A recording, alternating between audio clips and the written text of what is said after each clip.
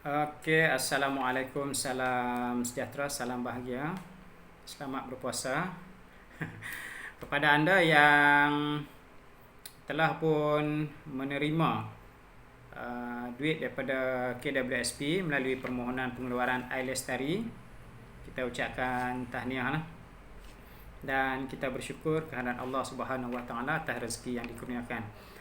So, yang dah terima duit dan bakal terima duit, gunakanlah sebaik mungkin untuk diri dan keluarga anda. Ni dah dekat-dekat nak raya, penghujung-penghujung puasa ni. Janganlah duit yang kita terima tu nanti nak buat beli mercun. Okey.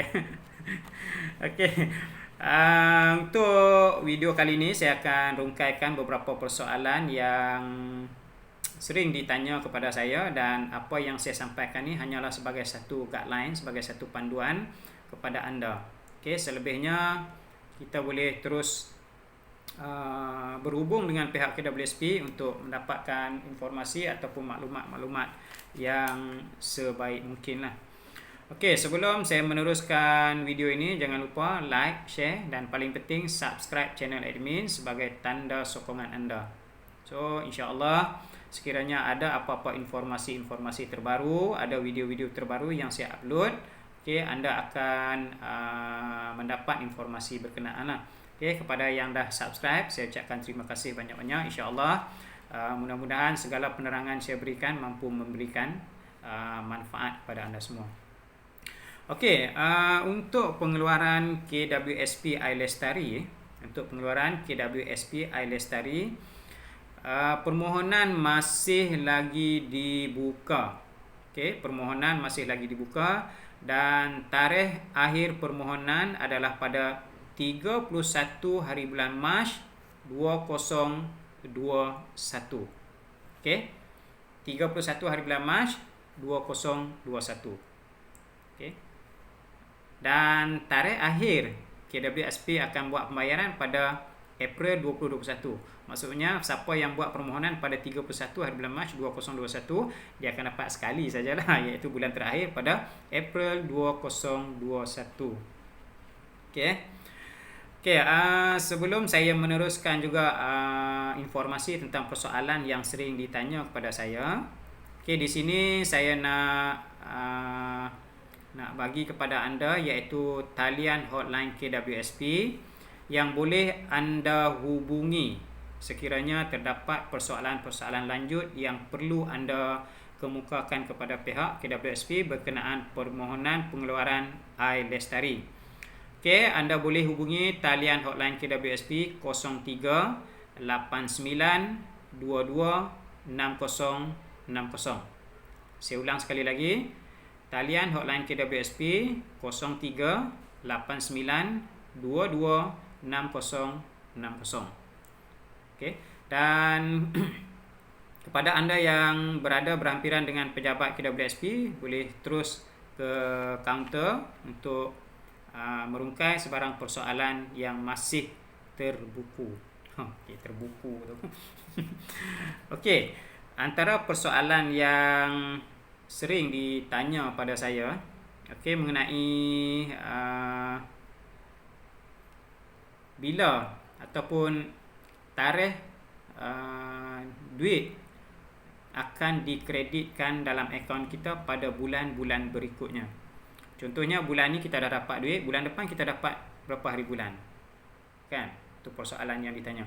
Okey, jawapan yang saya berikan di sini bahawa tarikh duit akan dikreditkan dalam akaun kita pada bulan-bulan berikutnya, okey, adalah pada tarikh yang sama pada pengkreditan bulan pertama. Maksudnya kalau kata bulan 5, duit kita dikreditkan dalam akaun pada 13 hari bulan 5, so pada bulan berikutnya juga adalah pada tarikh yang sama. Okey, jelas ya? Tak jelas, tak tahulah, pergi makan nasi dulu lapar kan. Okey. Kemudian ada juga yang tanya saya, bro, dia tanya, boleh tak, okey, masa dia mohon dulu RM300 dia apply, tapi dia nak tukar amount kepada RM500. Okay. So di sini sebenarnya pertukaran jumlah amount tidak boleh dilakukan. Apa yang kita mohon pada kali pertama permohonan kita, itulah yang akan diguna pakai dan akan diberikan kepada kita sekiranya lulus, dan itulah jumlah yang akan dikreditkan. Contohnya kalau permohonan dalam borang pada kali pertama RM300, so selama jumlah duit kita dalam akaun 2 mencukupi, okey, itulah jumlah yang akan dikreditkan dalam akaun kita. Kalau 300, mana bulan berikutnya 300. Faham tak? Dalam kata lain, kalau mohon 300 bulan, tiap-tiap bulan dia akan bagi 300. Kalau mohon 500, tiap-tiap bulan dia akan bagi 500. Simple. Okey? Tak boleh tukar amount lah. Okey. Ada juga di kalangan mereka-mereka di luar sana yang tanya kepada saya tentang permohonan yang telah diluluskan, kemudian dia nak batalkan permohonan tu. Okey, dia apply kemudian dah lulus, okey, diluluskan, so dia nak batalkan. Mungkin rasa macam sayanglah nak keluar duit KWSP, duit-duit yang ada ni masih boleh dipakai macam mana kan, mungkin dia ada sumber. So sebenarnya tak boleh. Okey, pembatalan tidak boleh dibuat setelah permohonan yang diajukan diproses dan diluluskan oleh pihak KWSP. Jelas kan? Tak boleh nak batal-batal lah. Jangan duk ketai. Okey. Sebenarnya pembatalan ni dia boleh berlaku secara automatik apabila duit di dalam akaun 2 kita tu habis. Okey, katalah kita ada RM2,000, keluar 500 bulan, 4 kali keluar habis. Okey, 5 kali 4 2,000. 4 kali keluar habis. So selama 4 bulan habis, dia akan terbatal secara automatik. Okey. Jelas satu lagi persoalan seterusnya yang sering ditanya kepada saya, jumlah pengeluaran minima dan maksima yang boleh dipohon oleh pencarum-pencarum untuk keluar daripada iLestari. Okey, jumlah minima dan maksima. Okey, paling rendah kita boleh buat permohonan pengeluaran sebanyak RM50 sebulan dan paling tinggi RM500. So dalam jumlah antara 50 ke 500, inilah amount yang kita boleh mohon kepada pihak KWSP untuk dikeluarkan melalui permohonan iLestari. So kalau kata kita nak mohon 350, boleh lah, 400 boleh lah, 500 boleh. So kalau nak mohon 550, tak boleh. Okey, antara 50 ke RM500. So saya harapkan penerangan saya di sini jelas. Kemudian satu persoalan lagi yang sering ditanya pada saya mengenai apa berlaku bila akaun bank yang kita bagi ditutup ataupun bertukar status daripada aktif kepada tidak aktif. Okey, akaun bank kita tutup ataupun tak aktif. Masa mohon mungkin aktif. Okey, tiba-tiba waktu nak dikreditkan akaun kita dah tak aktif. Okey, mungkin sampai tempoh kita dah lama tak buat urus niaga dalam akaun kita tu. So kalau berlaku perkara macam ni, okey, pihak KWSP akan menghantar satu mesej kepada anda. Sebab tu sering saya sarankan nombor telefon biarlah betul dan mudah dihubungi. Okey, KWSP akan hantarkan mesej dan menyatakan bahawa pihak KWSP mengeluarkan satu cek kepada anda. Okey, kalau dalam bahasa mudahnya, kalau akaun bank tak aktif, pihak KWSP akan hantar mesej dan mereka akan mengeluarkan cek. Jelas Okey. Satu lagi ada juga banyak kes berlaku, pemohon sebenarnya dia gunakan akaun orang lain. Dia tak ada akaun. Okey, dia gunakan akaun orang lain. Mungkin contohnya anak dia gunakan akaun mak. Okey. Isteri mungkin dia gunakan akaun suami. Okey. So untuk perkara ni juga saya mohon kepada anda yang ada kes macam ni, okey, cuba buat semakan dengan pihak KWSP semula. Dan seterusnya, sebenarnya pihak KWSP dia tak boleh detect lah nombor akaun ni betul tak betul kadang-kadang.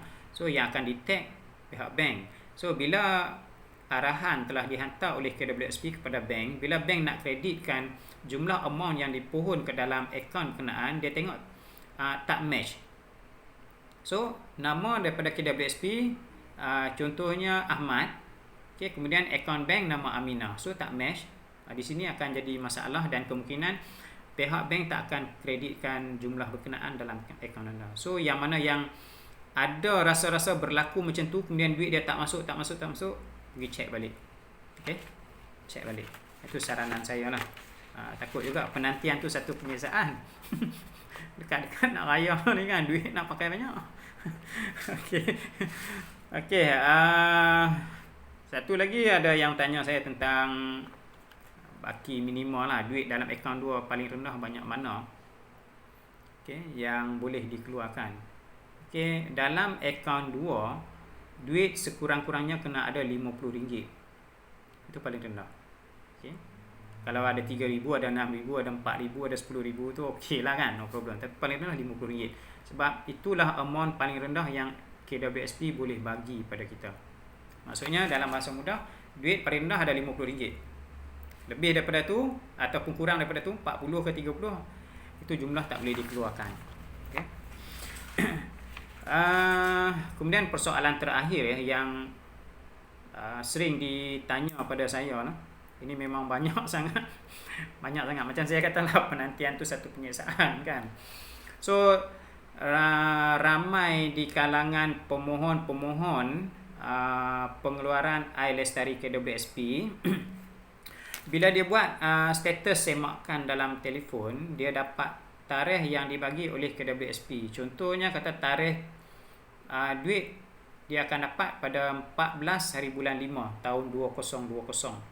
Okay. So pada 14 hari bulan 5 dia pun semak lah kan, online banking ke, satu hari sampai 10 kali tekan kan, ada sampai 20 kali check, duit tak masuk-masuk. So dia kata, bro, apa berlaku ni? KWSP bagi tarikh ini, tapi saya semak kan, dah 50 kali dah handset saya ni, saya tekan duit tak masuk. Check online banking lah. Okey, jawapan dia macam ni lah sebenarnya. Kita nak kena faham sistem aliran pengurusan pihak bank. Saya bagi contoh macam cek. Kalau anda hantar cek ke bank, okay, bank kata berapa hari cek tu akan masuk. Ingat tak? So bank akan kata cik tunggu cek ni dalam tempoh 3 hari, duit akan dimasukkan dalam akaun anda. So sebenarnya prosedur bank sama macam urusan pengkreditan duit daripada arahan KWSP pun sama macam tu.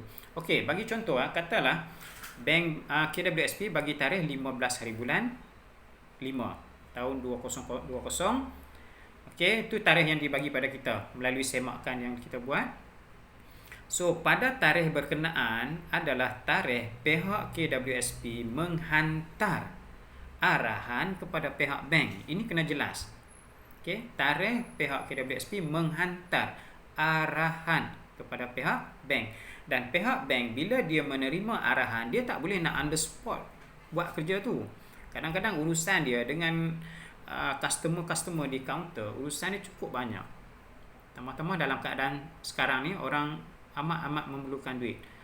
So dia tak boleh nak on the spot. Sebab tu dia ada gap 3 hari. Okey kan? Gap 3 hari.